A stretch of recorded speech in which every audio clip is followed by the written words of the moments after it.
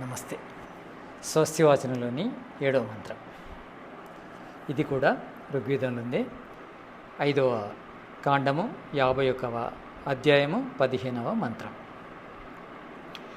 ఓం స్వస్తి పంతామనుచరేమా సూర్యాచంద్రమసావివ పునర్దదతాగ్నథా జానతా సంగమే మహీ. దీని అర్థం ఏంటంటే సూర్యచంద్ర మసౌ ఇవ, సూర్యచంద్రుల వలె స్వస్తి పంత శుభమార్గమును అనుచరేమ అనుసరింతుముగాక, పునః మాటి మాటికి దదాత దానమునర్చుచు, అజ్ఞత హింస చేయక, జానత ఎరుగుచు, సంగమే మహి సాంగత్యము చేయుదుము. ఓ దేవా, సూర్యచంద్రుల వలె మేము ఉన్నత మార్గము అనుసరింతుము గాక, పలుమారు దానము చేయుదుముగాక, అహింసకులమై జ్ఞానుల సాంగత్యము చేయునట్లు అనుగ్రహింపము.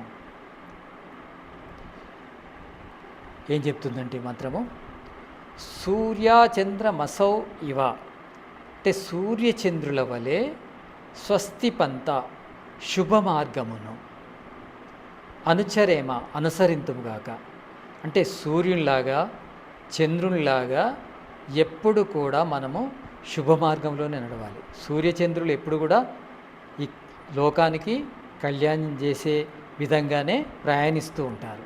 అంటే సూర్యచంద్రుల యొక్క ఆ ప్రయాణము, ఆ మార్గము అన్నిటికంటే ఉన్నతమైంది.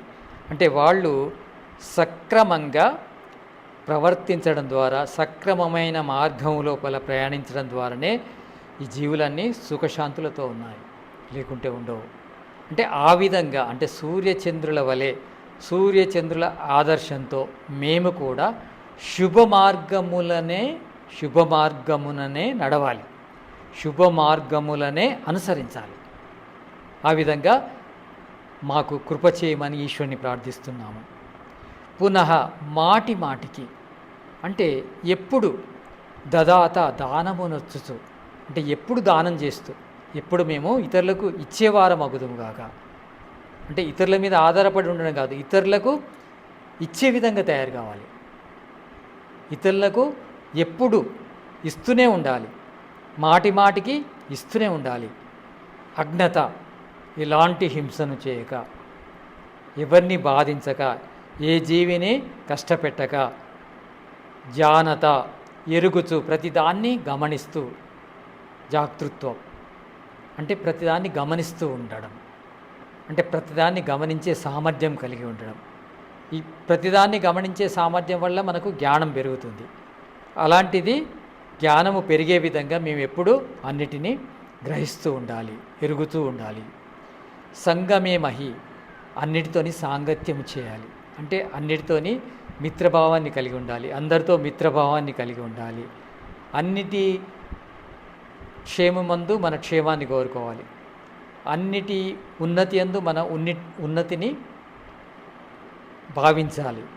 అంటే ఈ సమస్త జగత్తు యొక్క ఉన్నతిలోనే మన ఉన్నతిని భావించాలి. ఓ దేవా, సూర్యచంద్ర వలె మేము కూడా ఉన్నత మార్గమున ప్రయాణించాలి, ఉన్నత మార్గాన్ని అనుసరించాలి. పలుమార్లు దానం చేస్తూనే ఉండాలి, నిరంతరం దానం చేస్తూ ఉండాలి. 100 చేతులతో సంపాదించాలి, 1000 చేతులతో దానం చేయాలి. 100 చేతులతో పురుషార్థం చేసి సంపాదించాలి, 1000 చేతులతో దానం చేయాలి. దానము అన్నిటికంటే గొప్పది. అంటే రాక్షసత్వం నుంచి దయాగుణము మానవుని చేస్తుంది, మానవు నుంచి దానగుణము దేవతను చేస్తుంది, దేవతలలోని దమం అనే గుణము ఇక దైవత్వం నుంచి బ్రహ్మత్వాన్ని కలిగిస్తుంది. అంటే మానవజాతి ఉద్ధరించబడాలంటే మనము దానము అనే ఈ గొప్ప ప్రక్రియను నిరంతరము అనుసరిస్తూనే ఉండాలి, ఆచరిస్తూనే ఉండాలి, నిరంతరము దానం చేస్తూనే ఉండాలి, మాటి మాటికి దానం చేస్తుండాలి. మనం ఎంత మానవులుగా ఎంత దానం చేస్తే అంత దైవత్వం వస్తుంది. దైవత్వం రావడానికి ఒకే ఒక్క మార్గము దానం. దానము దైవత్వాన్ని తీసుకొస్తుంది. అంటే మానవత్వం నుంచి మనకు ప్రమోషన్ రావాలి అంటే దైవత్వమే కదా. ఆ దైవత్వం ఎలా వస్తుంది? మానవత్వం నుంచి దైవత్వం అనే ప్రమోషన్ దానం వల్ల వస్తుంది. కనుక దానాన్ని నిరంతరము చేస్తూనే ఉండాలి. ఎలాంటి హింసను చేయకూడదు. హింస అన్నిటికంటే పాపం. పాపమే హింస, హింసే పాపం. అంటే పాపానికి ప్రధానమైన భావం ఏంటిది? హింస. హింస ఉంటేనే పాపం జరుగుతుంది. పాపం ఉంటేనే పాప కర్మాశయం ఏర్పడుతుంది. పాప కర్మాశయం ఉంటేనే కష్టాలు వస్తాయి, నరకం లభిస్తుంది. దుష్టం హింసాయ. దుష్టత్వం అంటే ఏంది? హింస. కనుక హింసను వదలాలి. మేము ఎలాంటి హింసను చేయకూడదు. అంటే ప్రత్యక్షంగా కానీ పరోక్షంగా కానీ ఎలాంటి హింసను చేయకూడదు. కృతము అంటే మేము చేయకూడదు. కారితము ఎవరు చేయమన్నా మేము చేయకూడదు, ఎవరిని చేయమని మేము చెప్పకూడదు. తర్వాత కారితం. అనుమోదితము. అనుమోదితం అంటే ఎవరు చేసినా మేము దాన్ని అనుమోదించకూడదు, ఎవరు అనుమోదించినా మేము చేయకూడదు. అలా మేము హింస నుంచి దూరమై ఉండాలి. ఈ హింస మృదువుగా కూడా చేయకూడదు, మధ్యమంగా చేయకూడదు, అది మాత్రంగా చేయకూడదు. అంటే ఎక్కువ చేస్తేనే హింస అని కాదు. ఎక్కువ కూడా చేయకూడదు, మధ్యంగా కూడా చేయకూడదు, మృదువుగా కూడా చేయకూడదు. అంతేకాకుండా లోభం కోసం హింస చేయకూడదు, క్రూరత్వంతో హింస చేయకూడదు, తర్వాత మోహంతో అజ్ఞానంతో హింస చేయకూడదు. అందుకే యోగశాస్త్రం లోపల వ్యాస మహర్షి చెప్తాడు భాష్యం రాస్తూ, వితర్క అంటే వితర్క హింసాదయ కృతకారిత అనుమోదిత,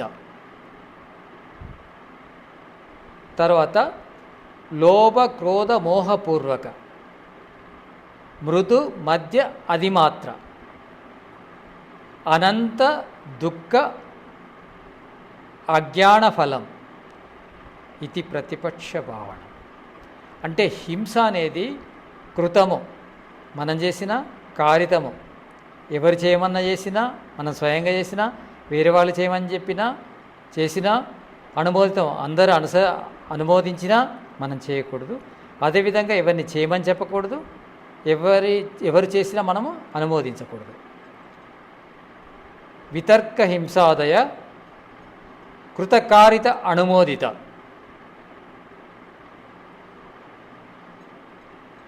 లోభ క్రోధ మోహపూర్వక మృదు మధ్య అధిమాత్ర అనంత దుఃఖ అజ్ఞాన ఫల ఇది ప్రతిపక్ష భావన. అంటే లోభము కోసం అంటే మనము హింసను లోభం కోసం అంటే లాభం కోసం చేసిన, అంటే మన స్వార్థం కోసం చేసిన, తర్వాత క్రూరత్వంతో చేసిన హింసే, లోభం కోసం చేసిన హింసే, ఆ తర్వాత మోహము అజ్ఞానంలో చేసిన హింసే, తెలియకుండా చేసిన అంటే అది హింస కాకుండా పోదు. అది మృదువుగా చేసిన హింసే, మాధ్యమికంగా చేసిన హింసే, అది మాత్రంగా చేసిన హింసే. అంటే అధికంగా చేసిన హింస అని కాదు, మధ్య రకంగా చేసిన హింసనే, మృదువుగా చేసిన హింసనే. లోభం అంటే లాభం కోసం మనకేదైనా అంటే ఒక జంతువును చంపితే దాని మాంసం దొరుకుతుందనో, దాని కొమ్ములు దొరుకుతాయనో, దాని చర్మం దొరుకుతుందనో, దాని గోళ్ళు దొరుకుతున్నాయని చేసినా కానీ హింస కిందికి వస్తుంది. లోభ క్రోధం అంటే కోపంతో, హింసతో చేసిన హింసే. మోహం అంటే అజ్ఞానం వల్ల బలులు ఇవ్వడం, ఇది కూడా హింస కిందికి వస్తుంది. ఎలాంటి హింస మేము చేయకూడదు అని భగవంతుని ప్రార్థిస్తున్నాము. అహింసకులం అంటే హింస నుంచి దూరమై, అహింసకులమై జ్ఞానుల సాంగత్యమున ఉండునట్లు అనుగ్రహించము. అంటే మేము ఎప్పుడు సత్యజ్ఞానం ఉన్న వాళ్ళ సాంగత్యంలోనే ఉండాలి. అజ్ఞానము, అన్యాయము, హింసాకృతమైన అవిద్యపరులైన వ్యక్తుల మధ్య మేము ఉండకుండా జ్ఞానుల మధ్య, ధర్మాత్ముల మధ్య, అహింసాపరుల మధ్య, న్యాయపరుల మధ్య మమ్మల్ని ఉంచే విధంగా అనుగ్రహించమని ఆ పరమేశ్వరుని ప్రార్థిస్తున్నాము ఈ స్వస్తివాచన మంత్రం ద్వారా. నమస్తే.